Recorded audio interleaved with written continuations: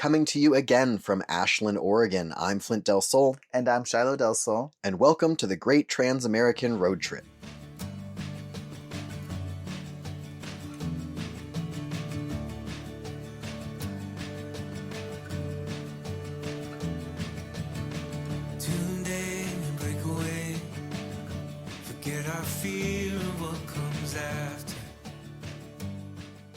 We are trans husbands who decided to leave our roots behind to become permanent nomads, traveling the country in search of community, safety, and belonging. In this podcast, we'll regale you with tales from the road, offer insight gleaned from our experiences, and occasionally chat with the friends we make along the way.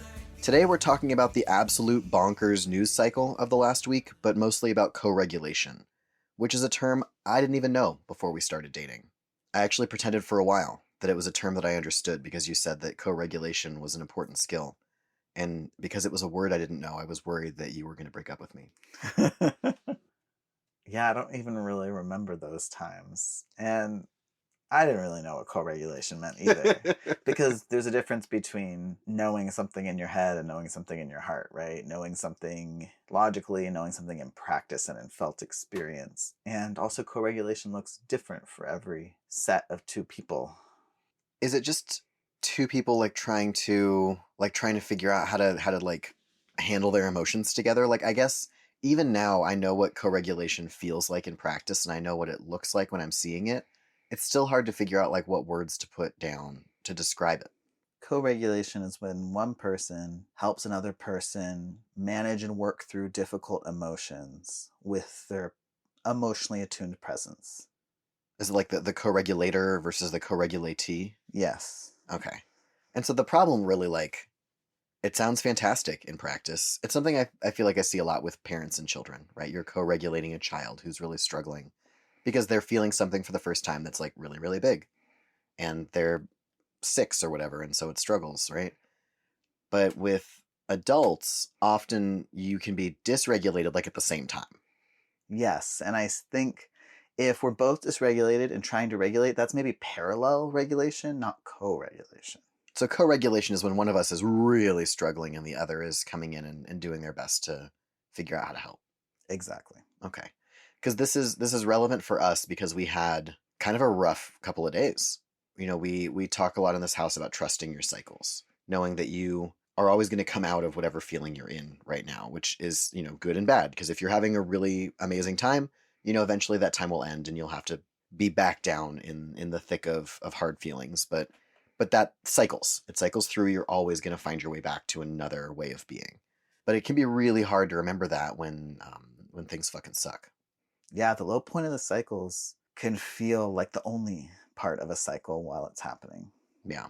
Well, can we talk about what series of events led to our particular troublesome times? Well, 3 days ago at this point? Yeah, paint a picture for us of why we were so dysregulated. Okay, so here's the delightful picture. So we are still in Ashland, in Oregon. And here were the couple of things that happened at once. Really, the big one that had been simmering for a while was financial stress. The way that we live, people ask a lot about how we survive on the road and how we make money. And the way that we work is very feast or famine, right? You have periods of time in which there are a lot of opportunities coming in, and there are opportunities where it slows down. We're definitely in a slow period right now. Actually, I think we're right on the edge of coming out of a slow period, as the last couple of days have reminded us. But in terms of partnerships for making videos for the internet, or for writing, right? Those have slowed down significantly for me. You've been trying to decide whether or not you want to take on more clients and what that's going to look like for you. And so we just ended up in this period where we have been spending money faster than we're making it. And that's been simmering, right? And I think the number one struggle that couples have, that families have, is usually financial stress. It is not uncommon, and I think we do not talk about it enough. We assume that other people just have things figured out when most of us are stressed out about money for one reason or another. And when you're raised in an environment like I was raised in, where we don't talk about money and it's not okay to talk about it, it can make it really hard to figure out what to do with those negative feelings. Yeah, and how we deal with and talk about money is one of the many generational cycles we're trying to break and patterns we're trying to rewrite. When we haven't named it yet, it's just a feeling. And we were in that feeling of a first together, that we decided that we were going to prioritize our mental health and time and energy on creative projects and learning a lot of our avoidance behaviors that were turning us into workaholics, and sacrifice what we knew before as financial stability, right? When we chose, like, okay, we're going to go into credit card debt in order to try something, in order to try to start a business, in order to figure out a way of life that actually works for us. We decided that after much thought, but we did not know yet what it would feel like to then actually be in the place of like, okay, this is a new feeling of, to figure it out, it's going to take trial and error. Are we going to need to lean more on coaching clients? Are we going to be able to lean more on content sponsorships? Will we be able to lean more on grants? 3 months ago, a $50K grant that we thought was a slam dunk grant wasn't, right? Yeah. And we're taking the last 6 months and the next year or two to figure out, what does financial stability look like for us? And so we were just in the feels of that, of figuring it out and pivoting. Yeah. Which is something we're not unaccustomed to. We've dealt with stressful situations like that before, and most families have, right? Most couples have. It ended up compounding with a few other things. One of them is the fact that there was a shooting in Minnesota at a church, right, or at a Catholic school. And both of us are former educators. It's still something that is really challenging to process emotionally. And I think anybody who is wondering why it still affects them so much, like, it's good, actually. It's a sign that your soul is still working, right? That you're still plugged in and still attuned. And if you didn't feel anything, that's the result also of a news cycle that is specifically meant to desensitize you. And so there's not really a right way to feel when there's a horrifying tragedy. And then it doubled down when we found out that the shooter was probably trans. For me specifically, as the person that has a really prominent online presence, this has happened before. There has been another trans shooter in the past. And I was last time really blown away by how like my comments and my DMs, like things get full of the absolute worst, most horrific vitriol you could possibly imagine from human people. And I knew it was going to happen again. And so it was like the 1-2 punch of this terrible tragedy that affected us really deeply. And then also realizing that I was going to have to just sort of shut down my online presence for a little while because I was not in an emotional place to continue making things and being present. And then I got an email from my publisher asking me to amp up my online presence with my book, which is a book that is specifically for educators about the queer experience. And it was just too many things. It was too many things at once. You know that too many things feeling? Yeah, overwhelm can definitely be what sends us often into a shutdown. Too many things at once that we're trying to emotionally process. It's not just that it was too many things. I think there was a combination of things that triggered some past shit, right? Obviously, financial stuff triggers a whole generations. Yeah. Because we're slowing down to do this work of realizing, like, oh shit, like, well, this is how my parents dealt with money and I don't want to do it that way. Yeah. But also, I could see, in you, as we had already woken up dysregulated, which often happens with neurodivergent folk, right? When insomnia is at a high or stress, nightmares are dysregulating during the night, we wake up already with fewer spoons, right? And that's part of spoon theory, is like the amount of spoons you even start with in a day depends on where you're at physically and mentally. But then I could see, as little by little, we were feeling the weight of things, right? And you had to update me on the news cycle. And then you checked your email for something else, something non-work related, and saw the email from your publisher. I feel like there was also this element of the rejection sensitivity, or the trigger of like not doing something right or enough. You felt that? I saw it in you. Oh yeah. Yeah. Yeah. What was that like? I'm and one more Yeah, I make that sound at my therapist a lot. I hate that feeling. It's my least favorite feeling. Both of us have come from working full-time, and like again on top of that additional full-time. Like I used to work a 6/5 teaching schedule, which means on top of the 5 classes a day that a teacher normally teaches, I taught a sixth, which means I didn't have a break. And I would do that for like years at a time. And I would get there an hour early and leave 2 hours late, which meant that my whole life was my job. Both of us have lived that way, right? Like you moved to an entirely other country where your entire life was your job.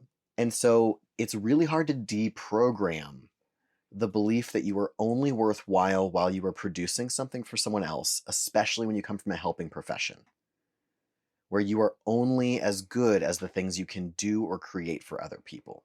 And trying to figure out, how do I re-engineer life where I actually am doing things for me without abandoning the part of you that also does want to do things for other people.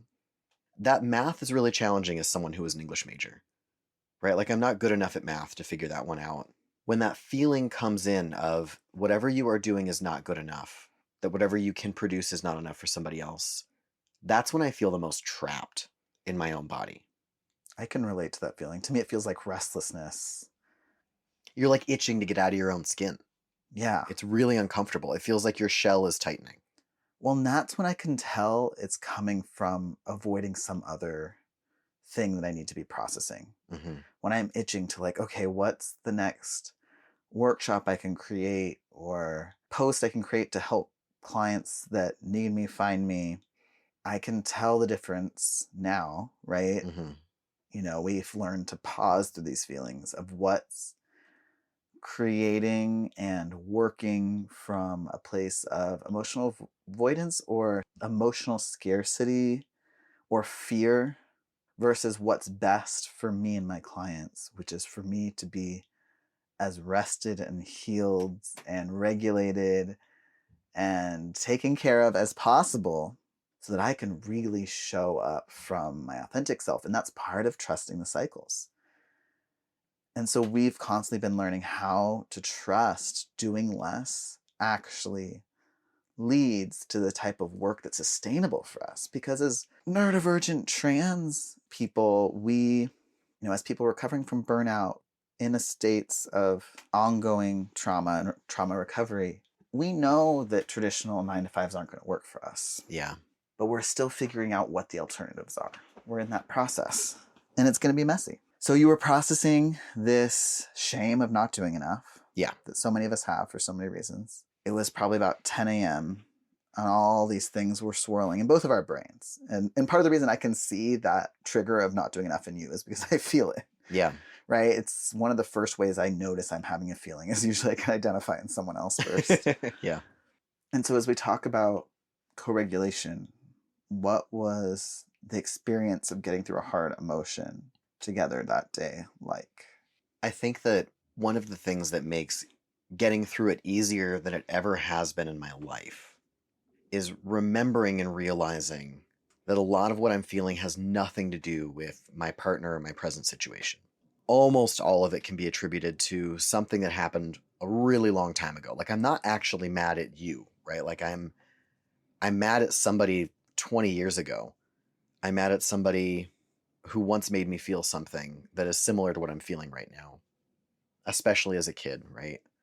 And I think I have been in relationships and in places in my life in which the person I was with tried to force me through whatever the negative feeling was, that was upset that I was feeling it and wanted me to get through it as quickly as possible because it made them uncomfortable, or thought that I was even feeling it as a way to hurt them, right? That it was a message to them, or it was a commentary on what they were doing.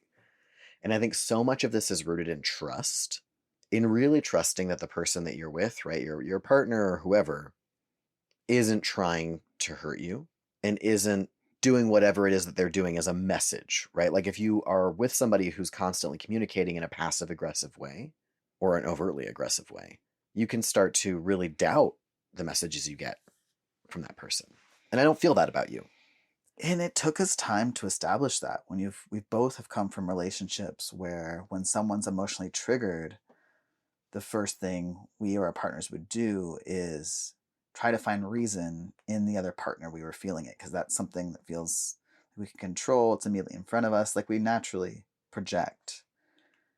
And it's taking us some time and effort to recognize, it's triggering for me to see you at 11 a.m. crawling back into bed in the SADS and go, right, nonverbal because, we both are trying to build secure attachment, which is attachment is always an ongoing growth journey. And so, yeah, getting through the feeling of like, did I do something wrong, right? Is he upset at me? Just the discomfort of having grown up both in spaces where big feelings weren't allowed or time to feel isn't allowed, and pivoting to not making it mean anything about the current moment, but just letting it be and accepting it has taken a lot of practice. Yeah. Especially since accepting it means accepting that you have a partner that's now in bed and not talking to you. And that's usually what it looks like for me, right? Is I will what we call go nonverbal. I'll stop being. It's not that I'm not talking even on purpose. And this is, in a lot of relationships is characterized as the silent treatment. That's not what's happening. The silent treatment is when you are choosing not to communicate with a partner in order to punish them. That's not what's happening. That's often not what's happening when you have a partner who's autistic, as I am, and traumatized, as I am. What's happening is my brain is going about 100,000 miles an hour. My thoughts are all flooding into my body, and I cannot get a single one of them out of my mouth. You'll ask, like, how are you feeling or what's going on? And I will come up with about 9 different answers in 2 seconds, and I can't get myself to say any of them. They stay locked up inside of my head. Yeah, it's a shutdown, right? A nervous system freeze. And that's how I experience it too. It's not that I don't have an answer, right? Because that's often the first way we realize that one of us is in shutdown mode, is we'll kind of see some body cues, withdrawn, sunken, sullen, kind of staring into space, right? Some like freezes coming on, some dissociation, some stuck in thought loops. And we go to ask a question and we don't get a response. Yeah. And we're both responding like crazy in our heads. And this is something I think parents experience a lot with teenagers, right? Kids of really any age that defaults to shutdown versus meltdown. Especially I feel like as kids get older, Yeah. they can default to shutdown because it feels less and less safe to have these big expressive emotions. So just taking, we've taken so much time understanding how our brains work and what our needs are, and understanding what's happening, because we debrief every time one of these emotional, I'm like totally interrupting because this is so huge for us. The debrief. Yeah. This is one, we talk about how so much of this is not actually what's happening in the moment. It's the fact that all these things that have happened to you throughout your entire life come back and flare up, right? It's like an old injury flaring up when you are, you bump your knee on a counter, and all of a sudden the pain you feel is not the knee on the counter. It's the football injury from when you were 17. It's from falling down the stairs when you were 2. Like, all those things are stored inside of you, and it flares back up again. You're like, this old injury is back. And the debrief is so huge. This is the one I had to work through the most when we first started seeing each other, was that all of the relationships I'd had in the past, I would beg to talk through something, and they would say, no, not now. We'll talk about it later. And later never happened. They never brought it up again. And the insinuation was that I was just supposed to get over it, supposed to just feel it on my own terms and then trust that they would never do whatever it was again. But you'd never get the conversation because the conversation is super uncomfortable, especially if you've managed to move past the intense feeling. You're like, okay, we're good now. We don't need to talk about it. Everybody feels fine. You do, actually. That is the time when you talk about it. Because you can't talk about it in the middle of the shutdown or the meltdown or whatever. When things are really high, right? The emotions are high, feelings are intense. You need to wait. But if you don't ever come back to it again, you can't build the trust. Right. And we had a time where we always knew we needed to be talking about it. Because we're like, okay, we got into a relationship when we both were still learning so much about ourselves. We knew we were going to have a lot of work to do for this to be a healthy relationship. So we're like, we're going to talk about everything. And what took us a while too to figure out how to do is how to have those debrief conversations without them re-triggering the feeling that we had, and also not forcing them too early. Because we wanted the information. Like, okay, one of us or both of us are having big emotions. We seem withdrawn very visibly in a shutdown or sometimes a meltdown. And we want it fixed and resolved, and we want to know what's happening. But the more we would rush talking about it, the more we were likely to re-trigger and be activated in those conversations. And it took figuring out how to slow down and come to those conversations from places of compassion and curiosity in order to recognize the pattern, right? The reason now I can say, okay, it seems like to me something's triggered. I know it's not about me. I'm going to give him time and space. I'm going to do the things I know help him, co-regulate him, are things that I learned over the course of the last 2 years together through attunement and dedicated time and energy to us making sure we could do that for each other.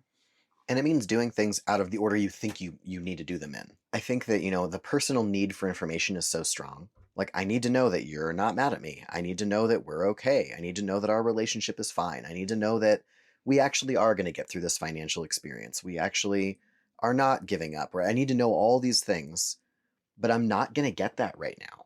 Like, I'm not going to get that in the heat of the feeling. I'll get that later during a debrief. I have to trust it's coming. I have to trust the information will get there eventually. Because the thing that actually needs to happen right now is like physical closeness and being gentle with one another and making sure your basic needs are met.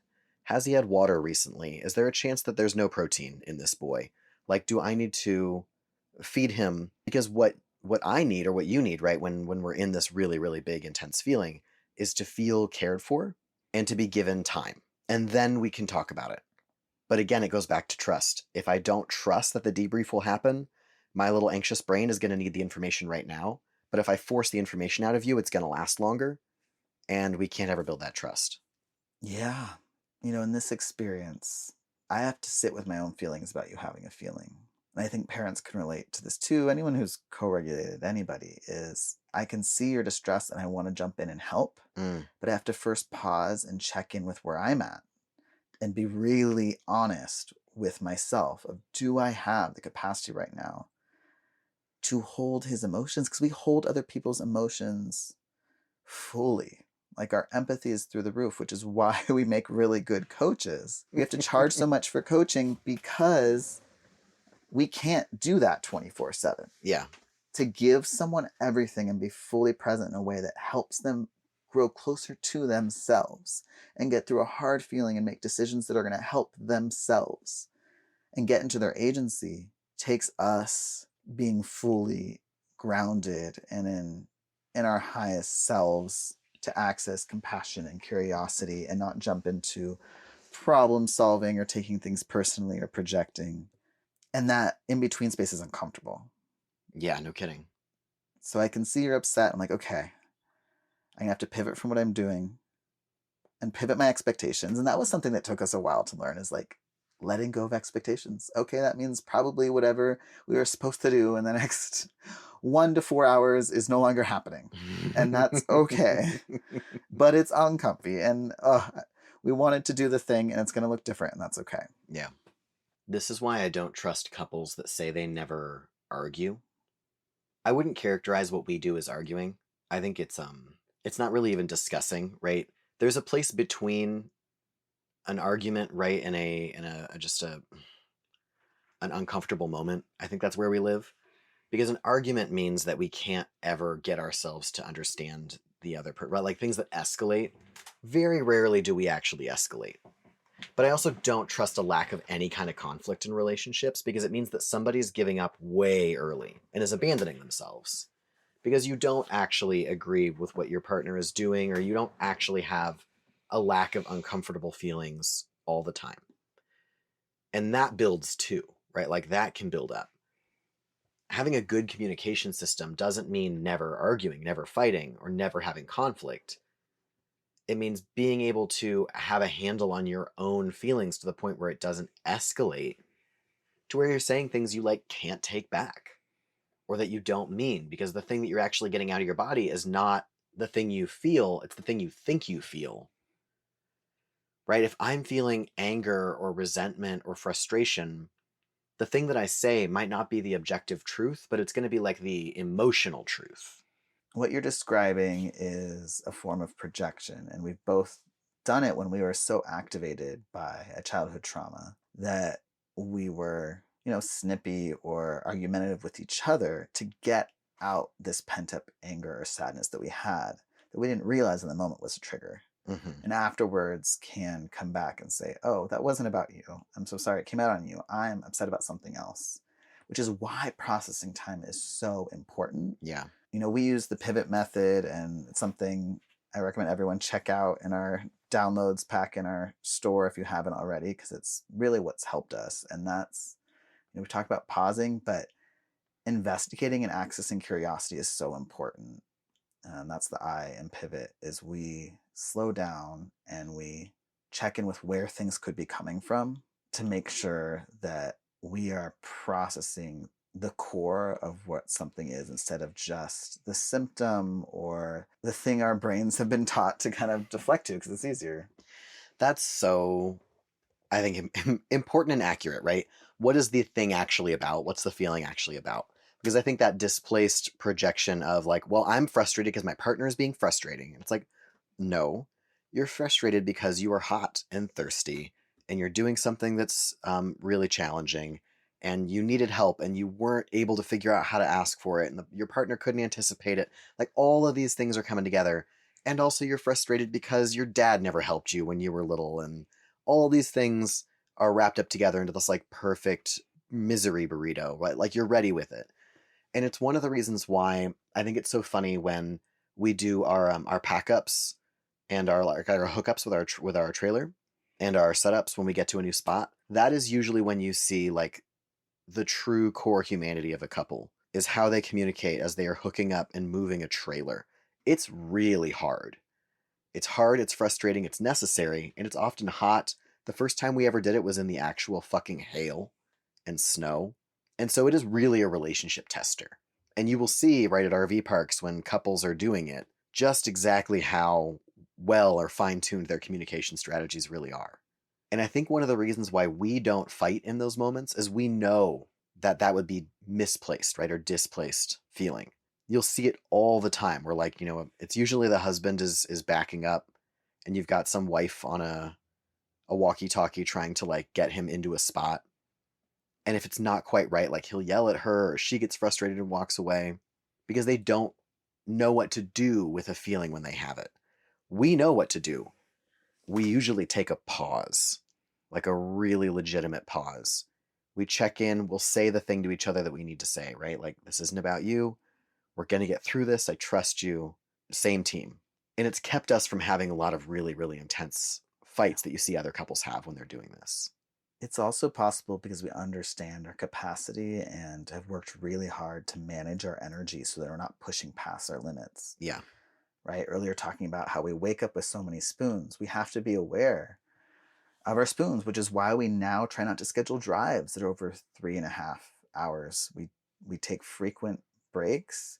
We make sure in our drives that we're getting protein, like we are taking stock of, okay, when we get somewhere, if we have to back into a spot, that's going to take more energy, and we are going to have to be prepared for that so that when we get to do the hard thing, because we know the hard thing is coming, we're not so out of mental emotional space that we no longer have the capacity to remember to pause. It's part of how we prevent shutdowns and meltdowns, not that they always need to be prevented, because things need to be felt. And that's also where we've been able to access our self-compassion. One thing that has really helped me, right, when you were struggling the other day and had kind of been sinking for a little bit, I was like, okay, let's try to meet some of your needs. One of the ways we do that is by changing physical space, right? Yeah. So if we're in your bed, let's go sit on the couch, always with the end goal of trying to get moving or outside. Mm-hmm. So can we get in the hammock outside? Or can we go on a walk? Sometimes a walk is too much to ask initially. Being able to hold space with compassion, it's been helpful for me to think about how we're helping each other reparent through a tuned relationship and tend to our inner children. It's not something that feels infantilizing or patronizing, but knowing that we're doing the work of meeting needs that were never tended to when we were young in the ways that we needed exactly, and that we have such a firm belief that treating our inner child wounds helps resource us, right? Helps us be able to step in to our most authentic, grounded selves we've undone so much of the, I don't know what to call, like the hard ass mindset of like the just push through, or the shoulds really, of like, you're an adult, you should be able to do this by yourself, or this shouldn't take so long, or you should be able to get through this feeling faster. Of like, really, it's been a lot of work in deconstructing all the things we think should happen and creating space for our natural innate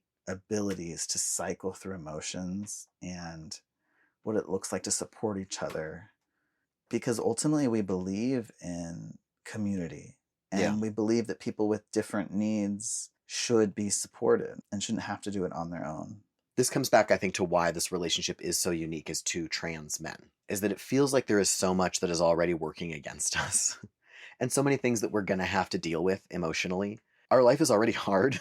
Our relationship is something that we have control over, and we can make it less hard for the other person, or at least not make it harder. And so we know that there's an amount of energy that we're going to have to budget to just surviving and existing as trans people. And because we know that has to happen, I feel like our relationship has more of a chance to develop some of those strategies. And also because there isn't really any kind of gender expectation. There are ways in which heterosexual relationships are organized that are really hard to unlearn. You can be the most fucking woke heterosexual couple in the world. You were still conditioned from birth for how your relationship was supposed to look. And now we even have that in like gay relationships, right? Lesbian relationships. What we have isn't really any of those things, because we, for a long time, weren't gay men, and for a long time weren't lesbians, right? Like, we have kind of a new thing happening here. And so we're building from scratch what our relationship looks like. I think I want to get more into the nitty gritty of what it looks like to co-regulate, Mm-hmm. right? That one of the things that's really helped us, which is why it's the V in pivot validate, is like knowing that when I'm co-regulating you, when I know you're probably triggered, Mm-hmm. because there's been triggering things happening in social media, your body's in a freeze or flight response, that you need reassurance. And what we need is different. Yeah. You need reassurance. You need to know that it's okay to be in that feeling, to not have to move past it, not to have to take care of something. And one of the things we say is, I know. We like get close, right? The way you would co-regulate a child by getting down on their level and offering physical touch that you know supports them, right? For us, it's like forehead to forehead. Like, I know. Mm-hmm. Like, I know this feeling so deeply, and I'm here. Yeah. And you can take as long as you need, and you don't need to talk or answer any questions. You can just be. Take your time.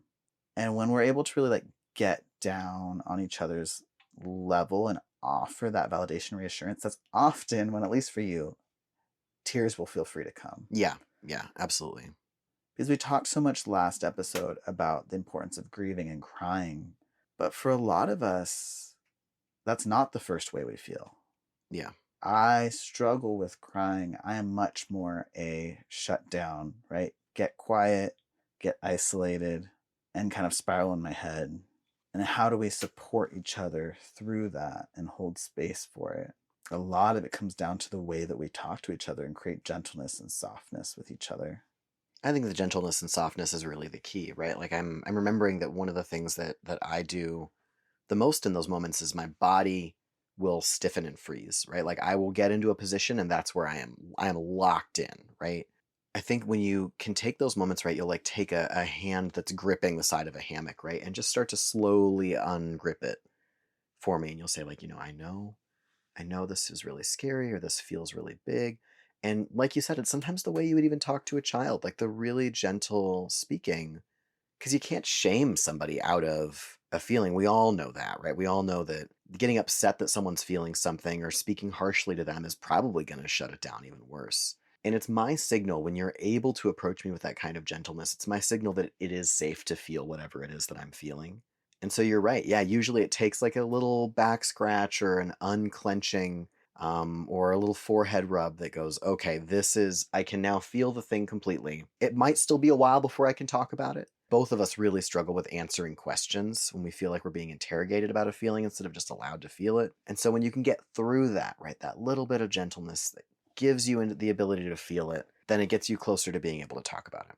That feels like co-regulation to me, is like getting permission, especially in this really small space where there is no escape. I can't go hide behind a door in another room. Outside might put me in the line of sight of a neighbor. We have to figure out how to get to that spot where that gentleness is possible. You were talking about how when we're in a freeze or shut down, we both struggle with muscle tension.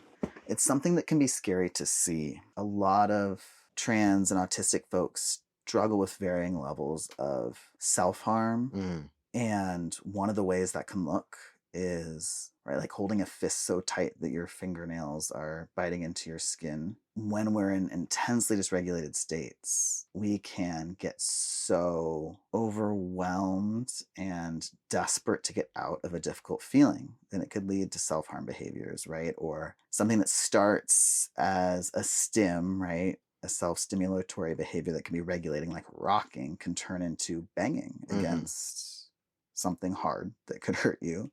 And we've both been to those extremes of inflicting harm on ourselves as an attempt to regulate. And we know things can get that bad quickly. We've both been there many times. And so there's also this fear that comes up. This empathy and fear of seeing, right, if I see your fist tightly clenched, that's like, oh no, like, is he physically hurting himself? And is it the tension going to get so bad that the only way that feels like it can be released is getting that intense feeling out of your body in a way that could hurt you? And even though we both have internal tools to avoid getting to those points now that we've developed over the past few years, and some of it through this co-regulation of knowing it's safe to uncurl, to release, to let go, to take a breath. We both, I think, have had the instinct when we see that to approach it with that fear. Like you can't, it's like you said, you can't shake someone out of their feeling. Yeah. But we can see one of each other frozen, right? And I struggle with this. Like if I'm frozen and you look at me and you're like scared that I'm frozen, you're like, what's going on? Stop. Like, get up. Like, it sinks you deeper. We both have struggled with that. Yeah. Well, I think like what might be important now is how do you get to the other side of it? So we're in the middle of it. You've worked me through it. We're finally talking about it. How do we then move on? What happens after? Take your time. It's the T in pivot, right? Yeah. We go through pause, investigate, validate, take our time to get to the space where we can be soft and caring and a gentle partner for each other. We offer each other options, right? It looks like coming up and giving gentle massages and help each other relax. And, we try to stick to the only questions we ask are, consent-based, like, can I help you get up? Or, can I get you a juice? And if even those are hard, it's taking time, giving time to process without, and sometimes that means they need physical space. For me, sometimes I need physical space to work through the thing and let it pass. Yeah. Before I can be interacted with. That means staying attuned throughout that process of like, you're here and you're present. I think we've both experienced when partners are like, oh, they just need space. I'm going to go do my own thing. I'm even going to go grocery shopping to give them space. Or I'm like, oh, no. We still need that co-regulation. Can mean being in a different room and checking in periodically, or bringing a snack or a regulation tool, a blanket, a heating pad, ice pack, pain medication, and leaving it right next to us. The bong loaded up with weed. Here, this may help you if you so choose. A charcuterie of regulation tools. Like, that's honestly been one that's good too. Like, I know you're not ready to be touched or talked to, but here's a charcuterie of things that might help you. I like the idea of an artfully crafted cheese board of regulation tools left at a safe distance so that your partner can reach for it when they're ready as you retreat back into your area. I'm going to start putting together a charcuterie for you. Thanks. And ultimately, right, it's the cycle. And then you get out of it. And if you've gone through this process, right, if we go through the process in the way that we know works for us, that means it doesn't linger. It has the chance to move through, to move into the next one. I used to definitely in former relationships would just get lost in these spirals where you were never able to get to the repair, never able to get to the point where you felt really cared for, where you got debriefed. And so it happened again real fast. Yeah, we slow down to process, and that's most helpful in forward movement. So a walk or a drive. When a walk's not possible, of drive. We go for a drive. Often it means doing another activity first, right? Yeah. We watch a movie, we eat a snack, we let ourselves do some art, and then when we're ready, that day or the very next day, go for a drive. I'm like, oh, what happened yesterday? What was helpful about the way I approached you? What could I have done differently? What do you think was so triggering about that? Just talking through it with each other. It's also why we often do this debrief after therapy, because sometimes we don't quite know how to name it yet. Yeah. But after therapy, we can go on a walk and be like, oh, like I realized last Thursday when, I couldn't come out of this shutdown, like this is what was triggering me. Yeah, just talking about it is so important. And sometimes that can be painful. It can be painful to hear, oh, shoot, I could have done something differently, or the thing I did was more triggering, and figuring out how to receive that without self-judgment, letting it be so that we can help each other better next time. Which is why it has to happen a few days later. Yes. All right. Well, I think we're running out of time. You ready to wrap it up? Okay. So we're doing something right now that we have not done before, which is we ended, right? We cut. We were done recording the podcast, and you remembered the thing that you wanted to say. The reason why I'm saying this is a lot of our listeners are neurodivergent, right? Are like trying to figure out how to create things in their own life, and they have this expectation that it needs to be perfect the first time. That's not true, and that's not possible. We were moving on with our day, and you were like, oh my fucking God, I wish I had said this. And so we literally stopped everything. We put the mics back on. And what you wanted to say was about what people worry about with co-regulation. Yes, thank you for giving me space to be a delayed processor. So one of the misconceptions that we have to unlearn is that co-regulating someone is teaching them to be codependent, that by co-regulating you, you won't learn how to regulate yourself, or that you'll come to rely on me, or I'll come to rely on you for regulation instead of being able to do it ourselves. Like I'm not like capable of now working through a hard feeling without my husband there to like scratch my back and hand me a Capri Sun. Exactly.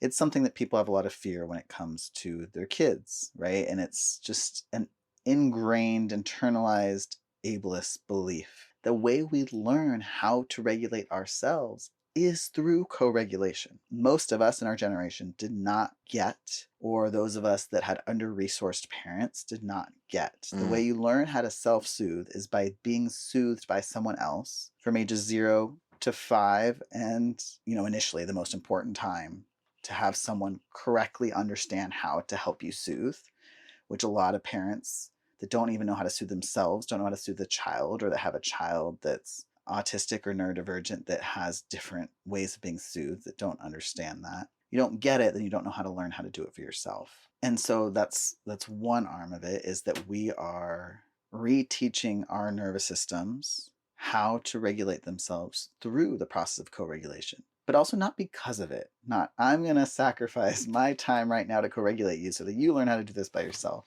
Like a teach a man to fish, but with his feelings. Yeah. Anytime our intention is to have to do less later, it like doesn't reach the level of compassion that's actually most effective. Yeah, like giving of yourself, or being present to someone because you want to be present to them. Not doing it because you're like, okay, well, if I can get him through this, then the next time he's upset, I won't have to be there. Like, that's a bad motivation. No, this is something we'll always be doing for the rest of our lives, is co-regulating each other, but it also look different as we grow and evolve and our cycles shift and change. But I think it's so important to remember that when we are authentically present and emotionally attuned in co-regulating someone, we are actually resourcing their nervous system to be able to do it on their own, to learn what it looks like. And one of the ways I learned to do it for myself is by doing it for you. Yeah.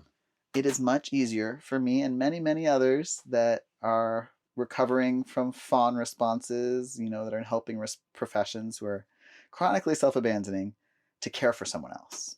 Yeah. And so when I can get into my compassion for you, my gentle, like, it's okay to take your time, there's no rush, it's okay to cry, express your feelings, I'm also telling myself those things. Yeah, you can access it now. When you are struggling later, you're remembering like, oh, it actually is okay for me to feel all these things and to need these things. And I show up for you. Not because you did it for me, but because it's something we want actively to do for each other. This reminds me a lot when you were saying that there are parents that worry that if they do this for their kids, or partners who do it, they think they'll become dependent on it. It reminds me of like the ways in which we've sort of fucked up our understanding of nature and the natural world. Like people who believe that there really are like alpha wolves, right? That by showing your dominance, you can be in charge of a group when actually that was bad science that put that together, right? Or, nature versus nurture crowds or the cry it out. Like there are so many ways we've taken what we think is natural and fucked it up and ended up accidentally hurting ourselves and our kids for generations. And I think that in this case, learning how to co-regulate somebody else or allowing yourself to be co-regulated is kind of like it's healing. It's a healing natural thing that is really helpful and has been a really delightful part of being in a marriage with you. Yeah, and it's part of the brilliantly messy, beautiful, satisfying, and painful process of self-discovery and building deep and meaningful relationships. That there's no exact science or book or system that's going to work for you to figure out how to regulate yourself or someone else. It's going to be a process of learning and getting curious about your own internal world and needs and that of the people closest to you, and communicating it so you can learn how to work in tandem and do the dance of being emotionally complex human beings together in a way that works best for you. Yeah. Do you have anything else you think that's still sticking in your brain that you want to get out? That's it for now. I'm working on accepting that all my thoughts won't always be collected perfectly, and that's okay. There will always be time to come back to things in different formats and ways, and it's also okay to just let things go. And I love that what we share, people can make meaning of in ways and however helps them. That was really sweet. Well, then we'll leave it there then. And we'll Oh go. my gosh, I remember the thing I really want to Oh say. my God. This is literally the story of our lives. There is an interesting feeling that I'm having that I'm really familiar with in our relationship, which is exasperation and overwhelming love and joy. I feel it's kind of like the feeling I get when like a dog that you've just finished bathing rolls around in mud and you're like, oh, you. Mm-hmm. Oh, you. Tell me, Shiloh, what's the thing that you thought? And this is important because I've been thinking about it ever since we started this podcast. Yeah, let's hear it. I am so grateful for our listeners and our subscribers and the community that we're building and getting to know more deeply because of this work. Yeah. I'm so grateful for the people that engage and write long comments and tell us their thoughts. And I'm so grateful for people that are willing to pay a little bit so that we can try to keep doing this work without having to overwork in other ways and take spoons from having these important conversations. I'm so grateful every time we get to meet a follower in person. I'm so grateful every time one of our followers invites us into their home and we get to peek into how they live and get to feel seen and accepted together. And they make us zucchini. And they make us zucchini or mango tacos or... Oh, those mango tacos. Catherine, those mango tacos were incredible. Yes. And they give us corn from their fields and... Cam, that corn was amazing. And we get to see their special interests and what's helping them cope and what they've been through. And just we see you and we love you and thank you for supporting us. Thank you, thank you, thank you. So, to the people out there who feel like they don't have any choices and don't have anywhere they can be, we see you, we love you, and we want to come visit. Thank you for joining us today. If you want to support our work, the easiest way is to become a paid subscriber on Substack or else donate to us directly at delsolimpact.com. You can follow along with us on our journey on Instagram and TikTok at JustFlintIsFine, and look out soon for our great Trans-American Road Trip web series, out soon on YouTube. And remember, when we feel like we can't be anywhere, we're still everywhere.